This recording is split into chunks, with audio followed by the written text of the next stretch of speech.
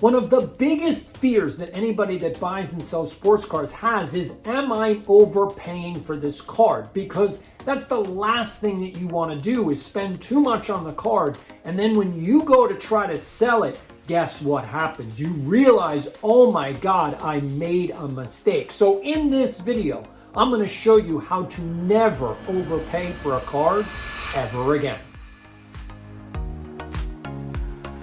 Hello everyone and welcome back to the channel. My name is Doc and this is the EDI Sports Show. So we're going to go into how you can never overpay for a card again. And the reason why we're doing that is because people get nervous. That's it. That's the biggest fear that collectors and investors and flippers have is, how much should I pay for this card? And we know from history that this is a huge issue because in January 2021, this PSA 10 1986 Fleer Michael Jordan rookie card sold for $738,000. But here's the question. Is this card worth $738,000 or is it worth much less? And this is where collectors, flippers, investors get themselves into trouble. And that's because there's a conventional wisdom in the hobby that says that the card is worth what someone will pay for it. And I know all of you have heard that before. The card is worth what someone will pay for it, right? I mean, that seems like, oh, of course, the card is only worth what someone will pay for it, except that's wrong. Yes, someone will pay whatever for a card, but does that mean it's what it's worth? And here's the problem that I want everyone to start to understand is there's a difference between what someone will pay for something and what the real value of it is.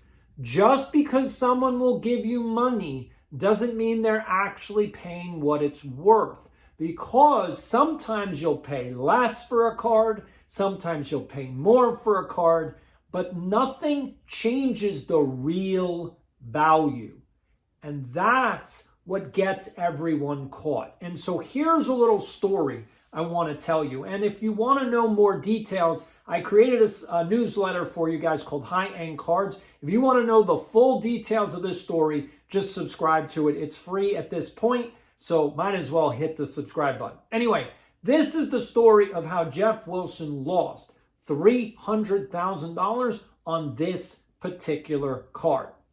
All right, so we know in January 2021 at auction, this card sold for $738,000. That was the most, biggest sale of a Jordan rookie ever. It broke records. And the reason, because in 2019, this card was going for around $36,000.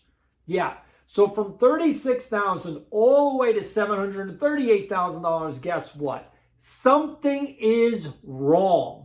And if you know that something is wrong, then you're going to go, oh, this card is not worth $700. I don't know why someone paid that. Again, it's not worth what someone will pay for it. There's a real value. And that's one of the reasons why I'm creating an AI bot to tell us what is the real value of high-end cards.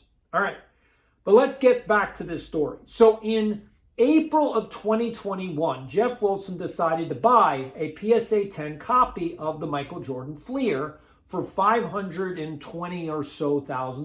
Now, the reason why he decided to plop down more than $500,000 is because he believed the card is worth what someone will pay for it. So he saw, oh, someone paid $738,000. Therefore, if I pay $500,000, I made $200,000. Oh, Jeff, what am I going to do with you? No, that's so wrong. The card is not worth what someone will pay for it. The card has actual value, and you need to know what the real value is before you plump down all your money. I don't know what to do. So, as card prices came down, again, he bought his first one in April of 2021. He bought his second one in June of 2021. And can you guess how much he paid for the second one? Well, he paid a lot less than $500,000, which meant that he knew something was wrong. And so in June of 2021, he paid $220 or so thousand for the second one. And yeah, that was when the realization was, I just lost $300,000. What is going on here? So this is why I wanted to create this video, because everybody is overpaying for their cards, because the conventional wisdom, again, is the card is worth what someone will pay for it. That is not true.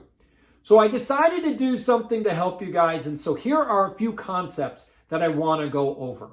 All right, so let's get into it. How do you know not to overpay for cards? This is the video on how to never overpay for cards again. So one of the things, this is the first concept that I want you to understand. So there's high-end cards, and then there's everything else cards. So when you split up the hobby, that's what I want you to understand. There's high-end cards, so there's a high-end card market, and then there's an everything card market. So that's the first concept that I want people to know. Now, the modern card hobby has created this bifurcation. There is the high-end card market. Now, that doesn't just mean old vintage cards. That means new, like 101 debut patches like Paul Skeens. That's a high-end card from the modern card market.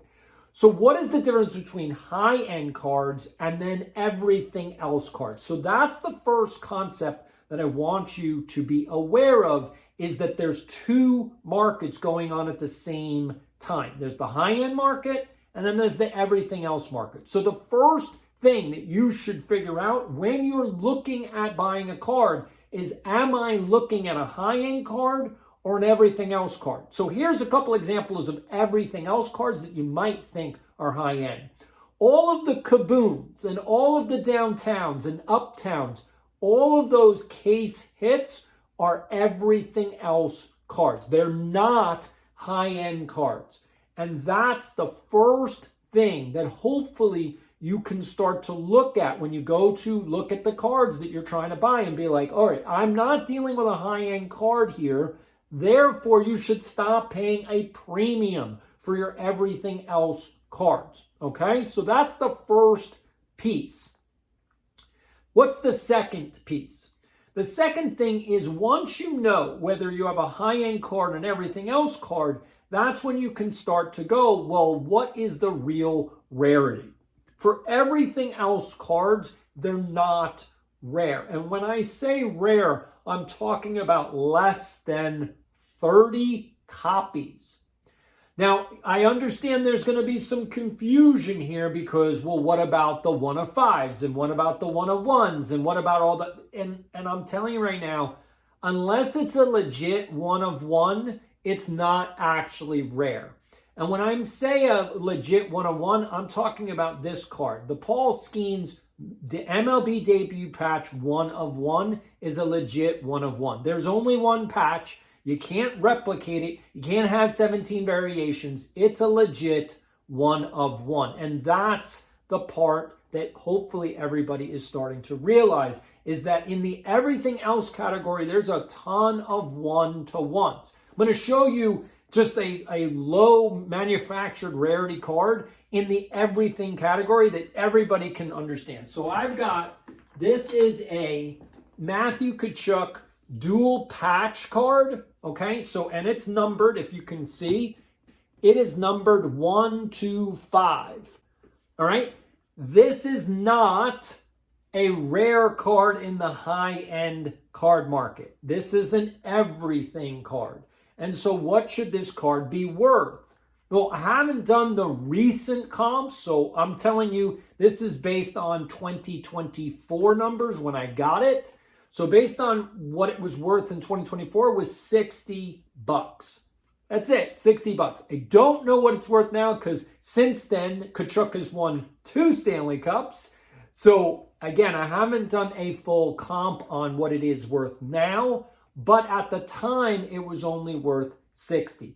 Again, it's 1 of 5, doesn't matter, it's not a high-end card. All right, so that's the first piece, and that's then the second thing that you need to do. So we bifurcate the market into high end and everything else. The second is we figure out how rare the card is. And if it's under 30 copies, then we know we're dealing with a really rare card. And the reason I say under 30 is because that's actually legit. Like, it doesn't need to be 1, it doesn't need to be 5, it needs to be under 30 because there needs to be enough people who can actually buy the card for there to be real demand.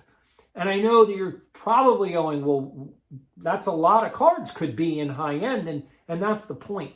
There are more cards than you realize that could be in the high-end market. And if Wall Street decides to get into this game, that's actually the point. There is a lot of opportunity for a lot of collectors, especially old-time collectors, to start making profit because Wall Street will buy some of your cards, even the ones that you're not aware of. And hopefully, if you're on Wall Street and you want to know about the high-end card market, you will subscribe to the newsletter because I'm going to tell you which cards are the ones to go after, or at least what the value of the cards are.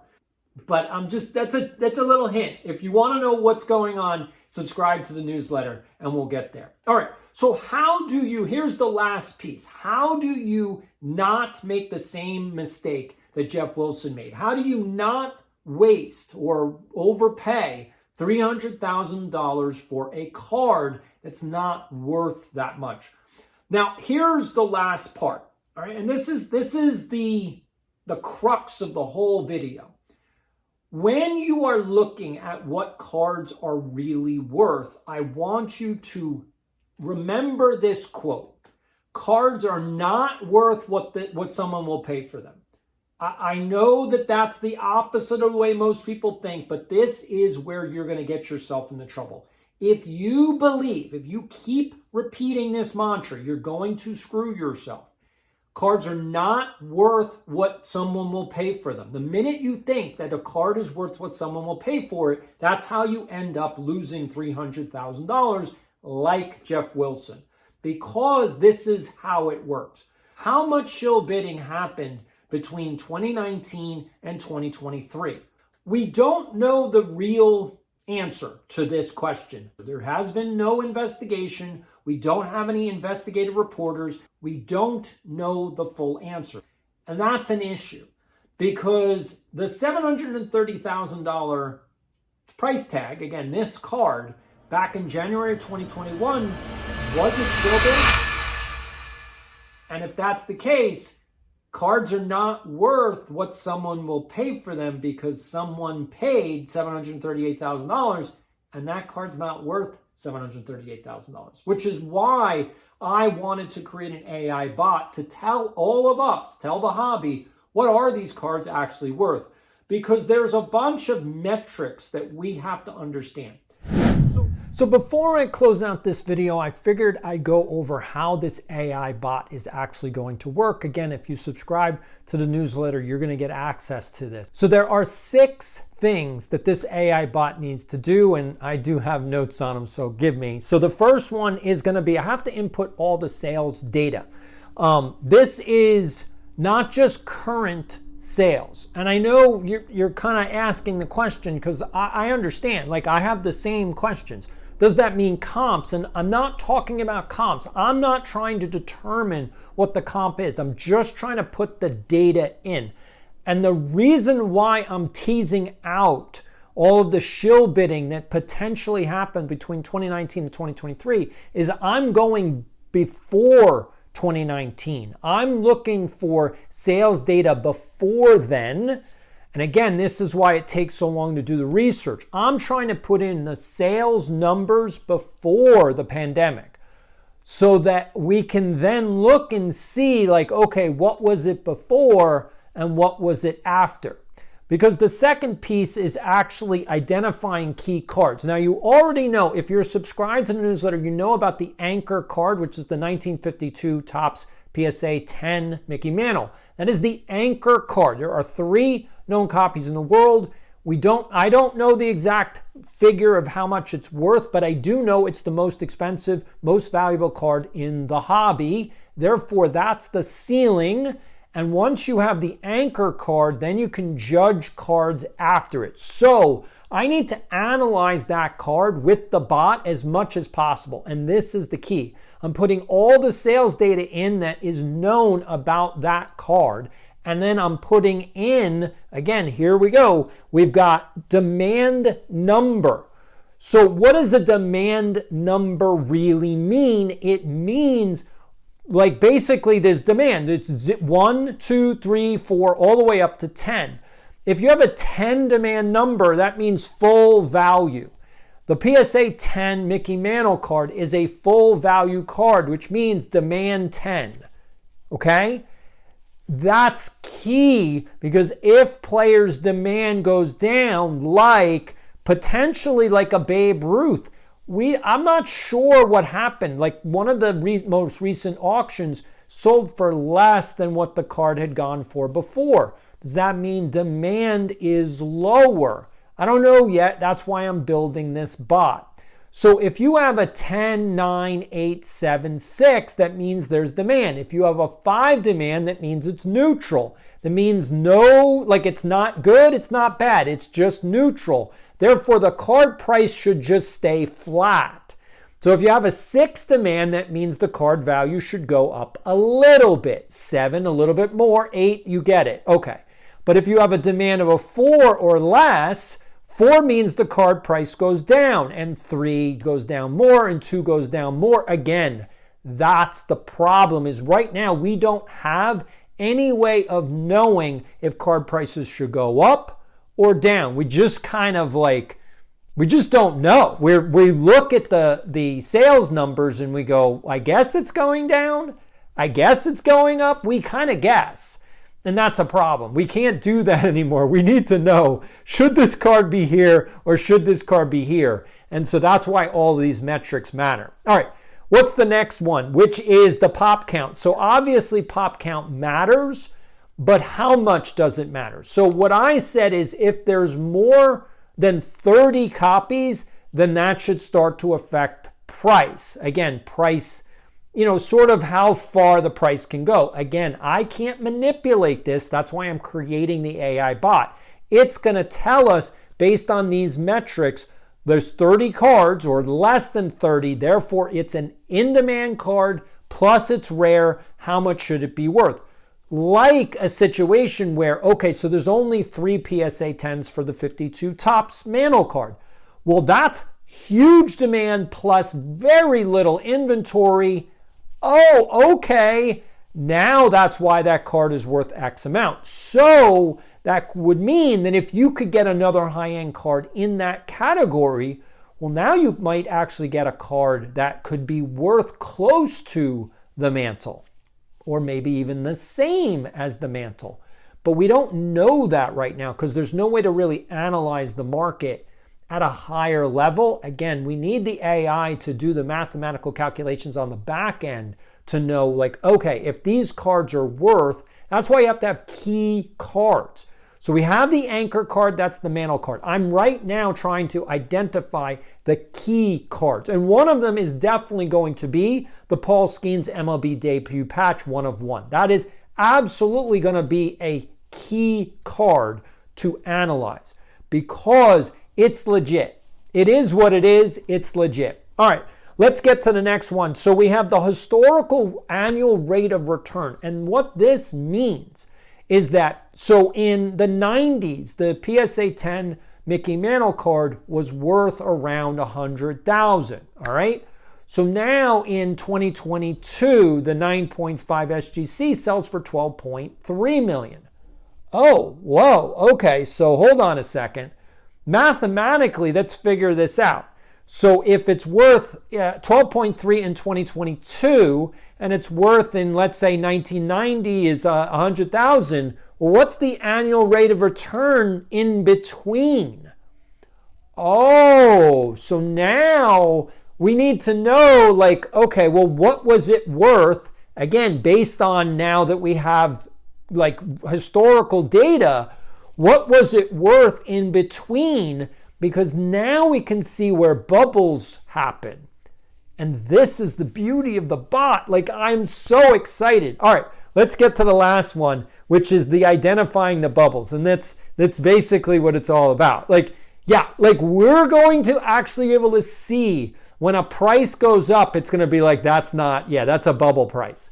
Or maybe that's a show bidding. Maybe there's market manipulation going on. There's something going on that's not real. So when you see a Michael Jordan rookie card going for $738,000, you automatically know, if you're signed up for the newsletter, that's not a real price.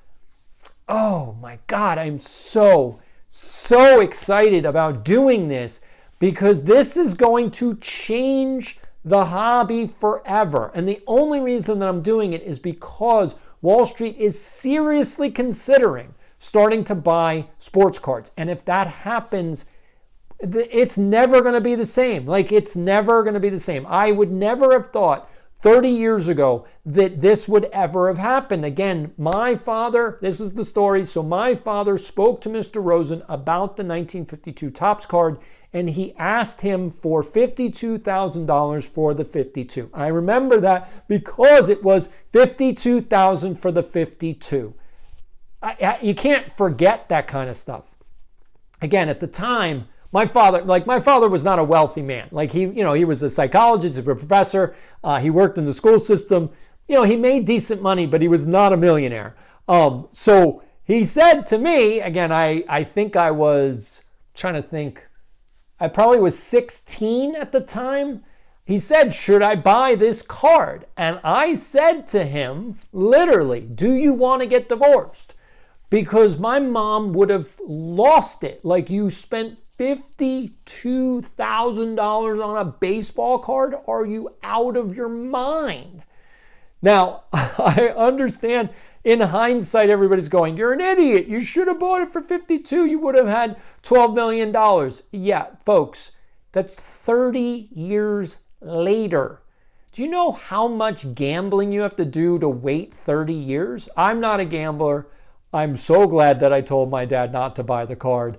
Yeah, you can coulda, woulda, shoulda all you want, but you have to know your threshold for risk in gambling. And I am not a gambler. I like to be conservative with money and just use compound interest over time. And that's how I live comfortably. And I like less stress, not more stress. So hopefully if you guys agree with that, that's why you're subscribed to this. But like I said, this AI bot is going to revolutionize the high-end market. So if you want to know what cards are actually worth, again, high-end cards, because there's a difference. High-end cards, everything else cards. If you want to know the real value of high-end cards, subscribe to that newsletter. And I want to thank you for joining me in this video. I was excited to make this one because this is the key. This is the secret of the hobby, is what are the cards really worth? How do you know? How do you avoid making mistakes like Jeff Wilson did, basically throwing away $300,000 worth of value? I don't want any of you to make those mistakes. And if, Jeff, you're watching, please get in touch with me. I don't want you to be overspending on cards. You have a ton of money. You could have the best, literally the best collection in the world if you just stop wasting your money. So please get in contact with me. I'll tell you which cards you should get. Let me look at your collection. I'll tell you which ones you should sell. Like, I'm all about curating a collection, so I'll help you curate your collection so to become a museum type thing, and you can display it and then, get like a whole nice display, put it behind bulletproof glass so that nobody can get into it, nobody can steal it, and people can see the museum that you've built down in Atlanta. Please let me know. I would love to help you do that. But anyway, for everybody else, this is Doc saying, I will see you in the next.